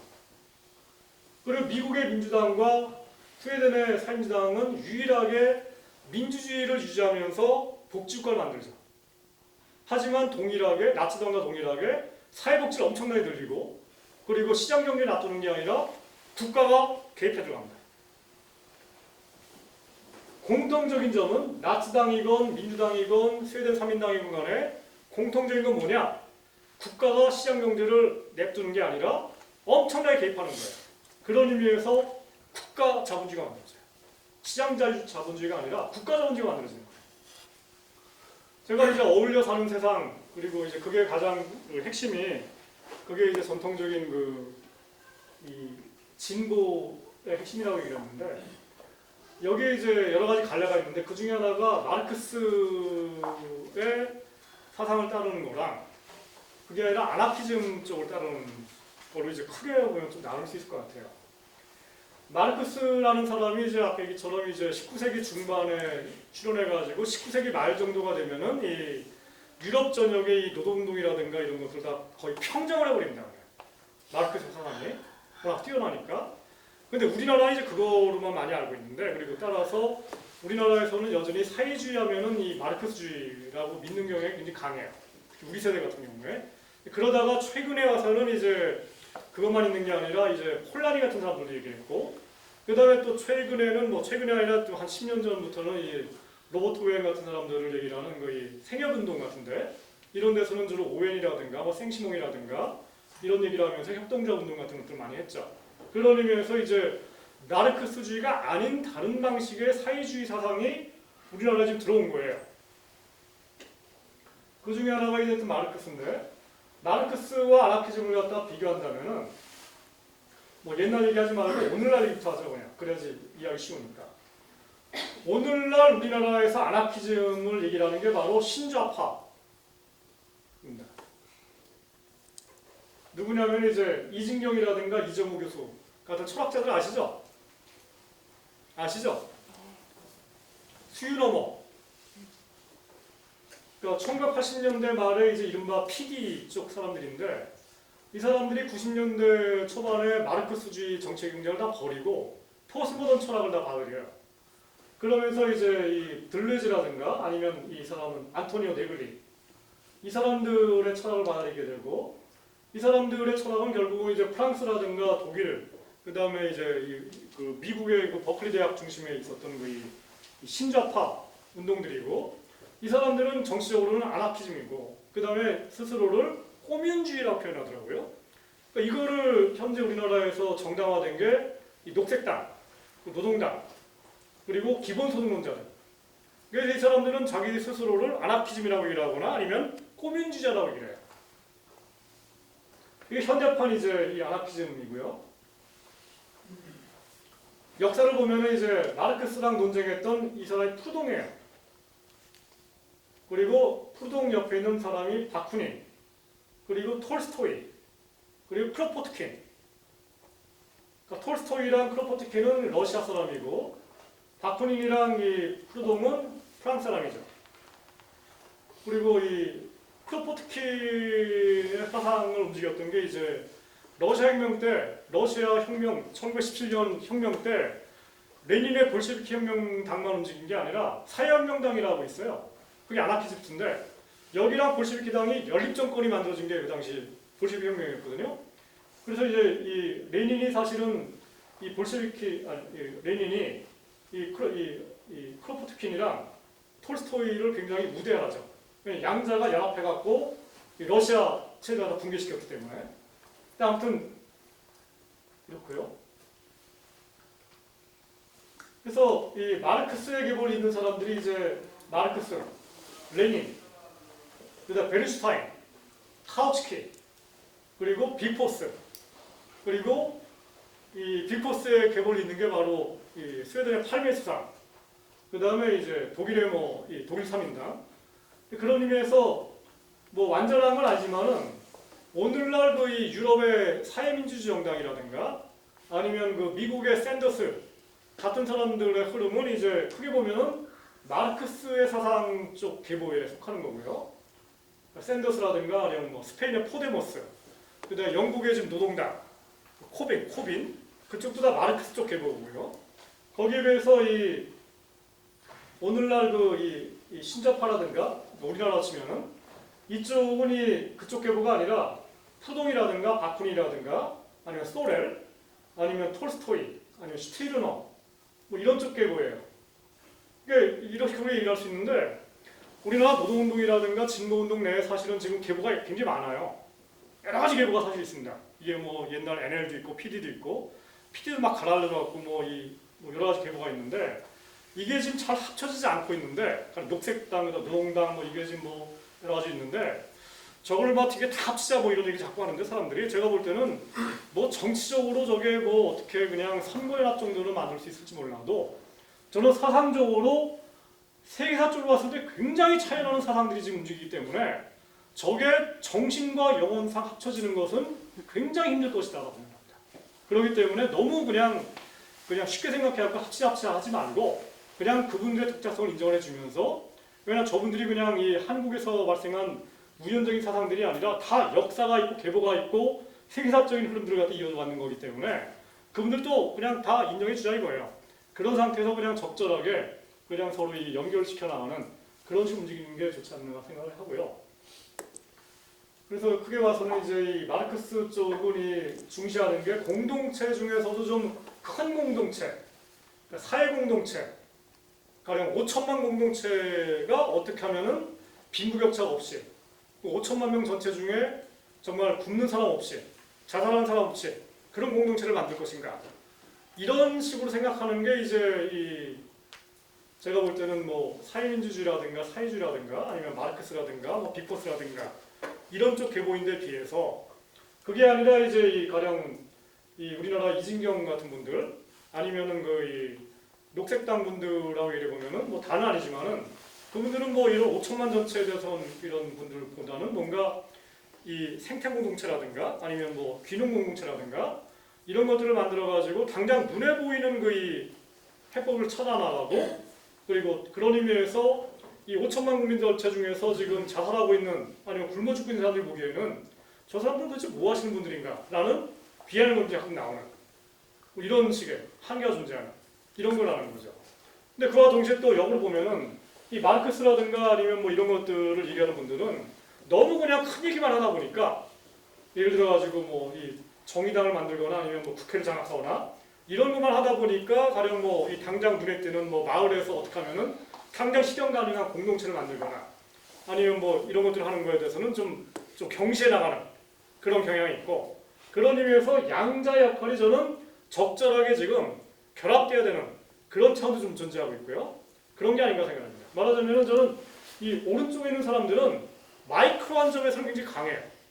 이른바 미시적인 영역에서는 뭔가 마을 기업이라든가 아니면 협동조합이라든가 이런 것들을 만드는 데 굉장히 강점을 가지는데 하지만 5천만 전체, 그 대한민국이란 국가, 그걸 집권해가지고 뭘 하려고 하는지, 그 정당 정치는 뭐 하는지 이런 거에 관해서는 오른쪽에 있는 분들은 굉장히 할 말이 없는, 별로 공약도 별로 없는 이런 쪽이고 왼쪽에 있는 분들은 반대로 이 전체적인 것들 어떻게 할 것인지 이런 거에 대해서는 굉장히 많이 얘기를 하는데 실제로 당장 당신이 있는 현장에서, 직장에서 그리고 옆에 있는 마을에서 뭐 할 건지 얘기를 하면은 글쎄 뭐 이렇게 별로 움직이는 게 안 보이는 그런 의미에서 뭔가 실천력이 좀 떨어진 것처럼 보이는 이런 걸 보인다는 거죠. 그 양자가 저는 그런 의미에서 잘 결합돼야 되지 않겠는가라고 생각하고 실제로 유럽을 가보거나 하게 되면은 그리고 실제로 이번에 그 미국의 대통령 선거에 나온 그 미국의 샌더스 있죠. 샌더스가 버몬트 시장을 오래 했잖아요. 그 버몬트 시장을 하면서 하는 활동을 보면은 이 사람 입장은 제가 볼 때 왼쪽 사람이거든요. 이 샌더스는. 근데 샌더스가 버몬트 시장을 하면서 이 버몬트 시에서 오른쪽에 있는 사람들, 딴 게 아니라 이 샌더스조차도 사실은 68세대거든요. 60년대에 미국에서 대학을 다니면서 반전운동하고 히피운동하고 뭐 히피운동 아니었지만은 뭔가 그런 움직임에 있었던 사람이에요. 결국 다 자기 친구들인데 이런 사람들과 함께 이 버몬트시를 어떻게 잘 먹고 잘 사는 사회, 어울리는 사회를 만드는지를 같이 짠 것 같아요. 그런 의미에서 저는 샌더스가 정말 미국의 대통령이 된다면 정말 미국이라는 나라를 왼쪽과 오른쪽이 합쳐져 있는 정말 좋은 나라를 만들 거라고 생각하고 우리나라도 어떻게 하면 될 수 있는 일을 좀 꿈꾸지 되지 않겠는가 생각하는데 두서없는 얘기를 했는데 요걸로 그냥 일단 끝내고 9시인데요. 그다음에 질문 받고 뭐 자유롭게 토론하는 걸로 하겠습니다.